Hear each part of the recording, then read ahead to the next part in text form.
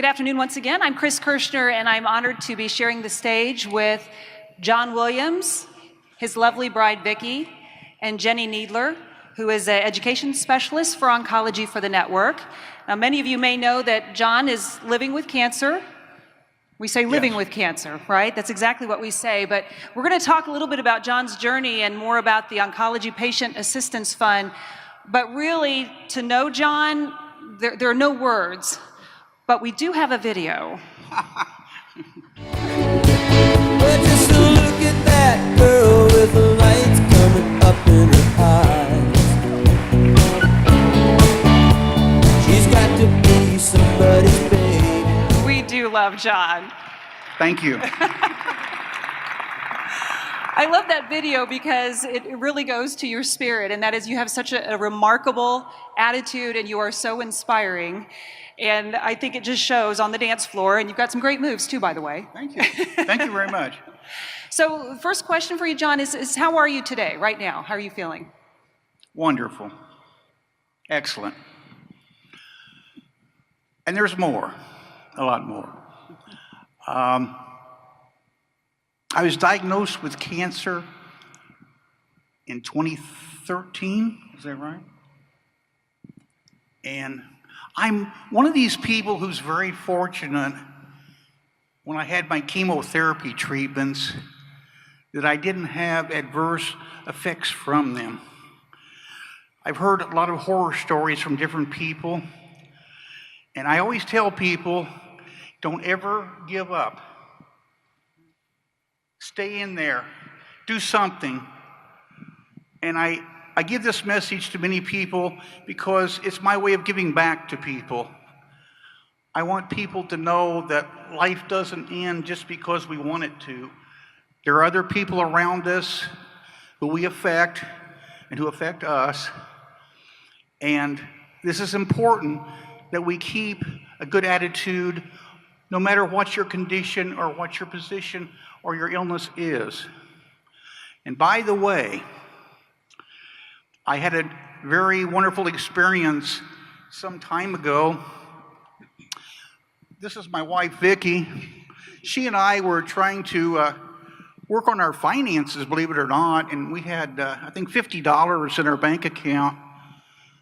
And I told Vicki, I said, we got $50. She says, good, because tomorrow you got to pay a $40 copay for your cataract surgery. And I said, oh my goodness, this is terrible. I got $10 to eat on for 2 weeks. That afternoon, ladies and gentlemen, we got a call from the oncology department at Community East Hospital that our vouchers had come in and we had some funds available. Boy, I'll tell you what that was like. It was like being on the desert. And you're walking across this plain, and you're so thirsty you don't know what you can do. All of a sudden, there's this wonderful big bottle of cold water. And oh my goodness, those were the vouchers that we received from Community Hospital and their network. Wow. That was wonderful. Hey, now we can't live on this indefinitely, but boy, did it come in handy, and it has ever since. And I'm always grateful to people who have contributed to this cause because it helps people. Believe me, it really does. Am I talking too much? You're not talking nearly enough. Oh, well, I can talk. Not nearly enough. Do you mind, though, let's start a couple years ago when you were diagnosed. Let's kind of walk through that a little bit. Share your journey when all that happened and what you all had to go through. Okay. When I first started, I had pneumonia, you might say, and I had a terrible cough, which led me to a doctor's office, and the doctor had me have a chest x-ray. And when I came back to hear his report about that, he said, it doesn't look very good. And I said, uh-oh. I said, what'll I do? He said, there's another doctor I want you to go see, and if you'd be so kind as to make an appointment with him, I think he can straighten you out. That was my pulmonologist. I went to see him, and I remember a particular afternoon where I'd had a test, and he called. I remember my wife here and I were sitting in our living room, and he said, "John, you have cancer." And I thought to myself, what? Me?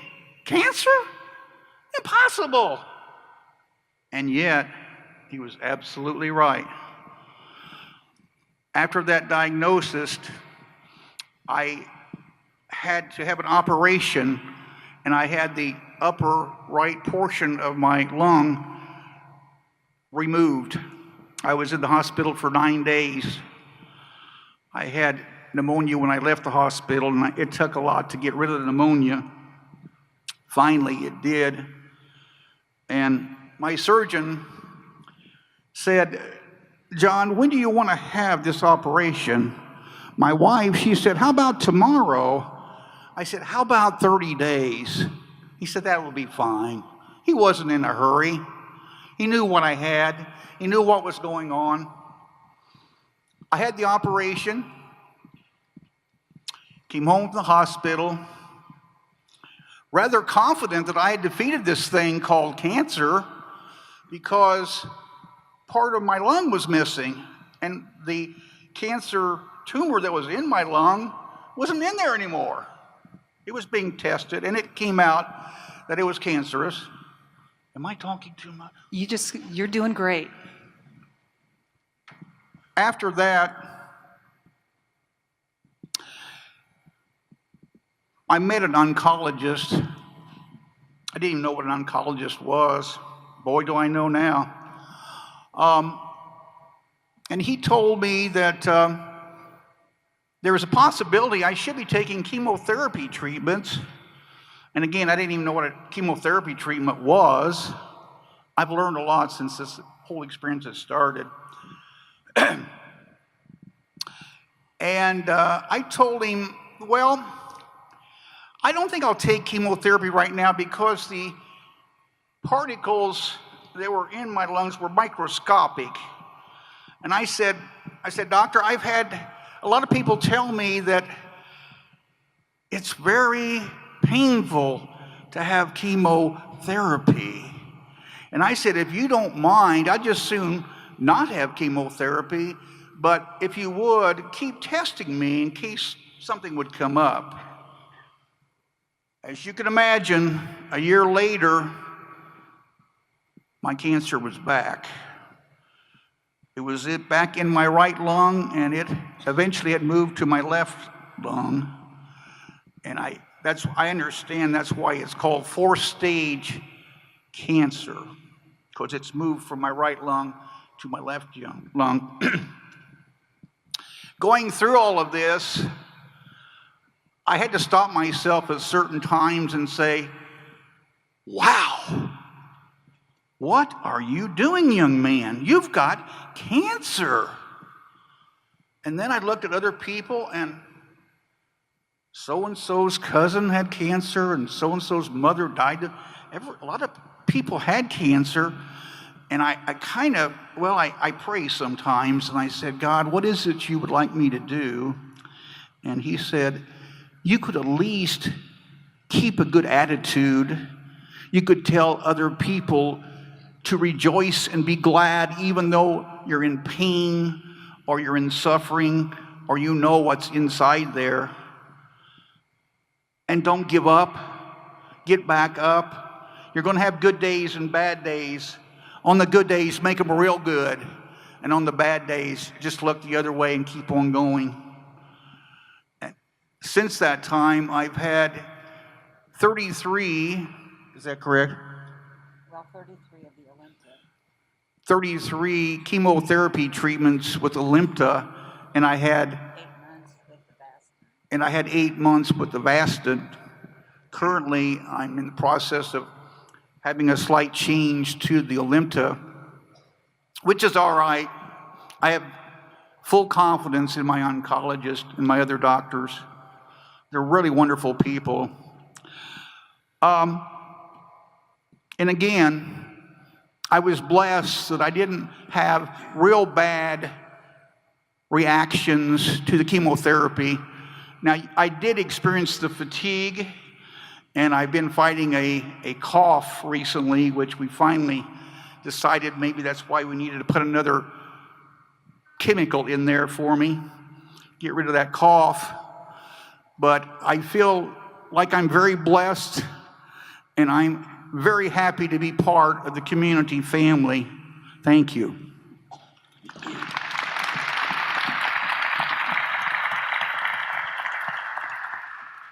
Vicki, I'm going to ask you, John, you do have a wonderful attitude and you are truly inspiring, and we love you for that. And I know Thank you. It's not easy. And Vicki, a lot of times it's, it's the loved ones, the ones close by that really take it to heart as well. So talk to me from your perspective about the last couple of years. Okay, being a nurse, the first thing I started doing was I was on the computer late at night after he went to sleep, researching stage 4 lung cancer and the statistics. Finally, I decided after I don't know how many weeks, I'm not doing this anymore because there's no typical outcome anymore. We're so blessed to have so many different chemotherapeutic agents that patients can receive. If one thing doesn't work, then they'll try something else. In John's case, as he was saying, he had the initial first 4 rounds, and then they put him on Avastin, which kept him stable for 8 months. And then there was some new growth. And so then they started him on Alimta, which he's been on for 33 treatments every 3 weeks. So he's been on chemo for the last 2.5 years. And this last week, we went in for the results of the CAT scan and chemo, and they said there is some progression. So then they've decided they're going to start immunotherapy along with the Alimta. So we're real hopeful about that. And, I pray. I'm just there to support him. Certainly, we know it takes a physical toll. Mm-hmm. It takes an emotional toll when you hear, you have cancer. Mm-hmm. So the last thing you want to have to worry about is the financial toll that it's going to take. And so, Jenny, I guess I want to talk to you a little bit about how this oncology patient fund came about and why you wanted it to happen. Sure. So in 2014, this started, and many of you are already aware, and Joyce gave a great background and history of the fund, but we just were called as caregivers, our navigators, our financial counselors, and our social workers to request an opportunity to be able to make a difference in our patients' lives in a very timely fashion. So when Vicki and John, when they presented with the challenge, our caregivers were able to help in a very quick and efficient manner to bridge the gap and just provide a little bit of relief in a time when this is very much a surprise, a new hurdle that's come to you, and it's just a time where we can jump in and help at a very crucial moment. And you both have said at different times that you felt like this was divine intervention, that it came at just the right time. Can you speak a little bit more to that? Boy, I'll tell you, he was talking about when he had to have cataract surgery. We were worried about how are we going to pay the copay. And then here we get the phone call from Chrissy, and she was our financial navigator over at Community East Cancer Center. And she said, we've got your vouchers ready. Well, then by having the groceries, being able to pay for groceries and gas, that freed up the money so that we, were able to pay for the copay. And just recently, we're due again, I think in this month, to receive vouchers again. And here we go. He's had a cough since before Thanksgiving. And they ordered a new cough medicine for him, and it's over $300 a bottle. So we went to fill the prescription and found that out. But in the meantime, our nurse navigator came in with a coupon that knocked off about $100. But, that's still a lot of money. So here we go, with this voucher coming again. And that, like I said, is going to free up some money so that we're able to pay for the cost of the cough medicine, which he needs. So it's just been a blessing. We can't thank the people who've donated to this fund enough. I don't think anybody can really understand. We're on a fixed income because we're both retired. And, then of course we've got co-pays and other bills that we have to pay. We're trying to stay on a budget, but this helps so much. It really does. John, what difference has it made for you in terms of being able to keep that positive attitude and be able to focus on, fighting the battle? I think one of the worst things you can have probably is a terrible problem and no money.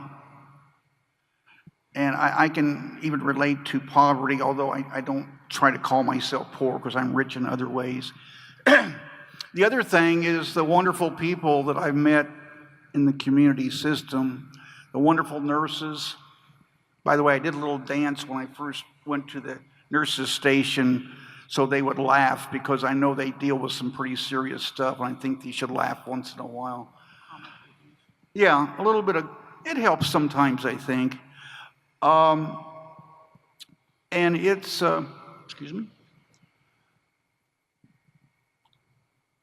The people that I've met, the financial aid that I've gotten, have really empowered me to do things like talk to you people today and to talk to other people. And often somebody will come to me and say, "Do you know anything about cancer?" And I say, "What? What do you want to know?" And of course, I advise them to seek the appropriate medical facilities or doctors to take care of that. But I feel every day I'm blessed. Each day when I get up, I feel very blessed. Not only to have this wonderful wife here, but also my wonderful community friends. Financially, you get to a point where money's important, but it's not important. It's important in some ways, but it's not in other ways. And I think I'm learning that too. Anyway, I have a bad habit of talking too much. I'm going to come back and let somebody else talk here shortly. If you stay long enough, you'll see another dance. Really, you will. If a guy can push the button, I'll do the dance. Anyway, I can't really, I guess there's never been a time in my life when I've been so thankful and recognize what people have done for me. A lot of times I never even thought of that. And then somebody came along and said, "Yeah, you did this, but who helped you get there? Who was with you? Were you by yourself?" No. By the way, it's also wonderful to be married to a retired registered nurse too, by the way. That's very helpful. Really is. Go ahead. And by the way, if it's all right if I mention this, they celebrate 25 years of marriage this summer, this July. Thank you. Thank you very much. Well, we want to thank you. I mean, I hope you know that our thoughts and prayers are always with you and with Vicki, and that we can't thank you enough for sharing your story. You have a lion's courage. And you're just a wonderful, warm person, and I'm just truly honored, like I said, to share the stage with you to help share your story. And we just wish you continued success in this fight. Thank you very much.